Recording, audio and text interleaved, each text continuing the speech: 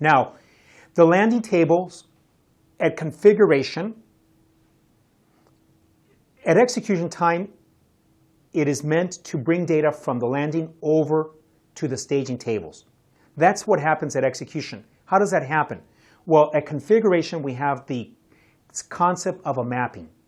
For those of you that are familiar with Informatica's Power Center or Informatica's data quality, where you have a mapping consisting of source, transformations, and target, that is similar to what we're talking about. So for those of you that have experience, you're going to be very familiar. For those of us that are new, let me define this. A mapping is a schematic, a diagram, consisting of various icons.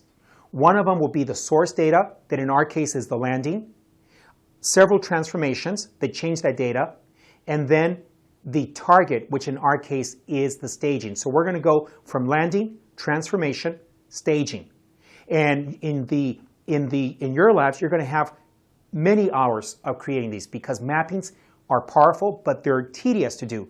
You're diagramming how you want to move data from landing to staging. For example, if you have first name, last name in the landing table, and the requirements say that it must be made uppercase and concatenated to produce full name, you're going to have to design that in the mapping. And you're going to be drawing this yourselves. If you have a requirement that for address, you must validate and standardize all the bad addresses to good addresses, well, you're going to do that at the mapping. So it defines the transformation of the source to the target-based object. However, it does not translate the keys and foreign keys of the source values. So the keys are not translated. We will do this when we define the lookups at the staging table, and when we execute the load, that's where these primary keys will be resolved.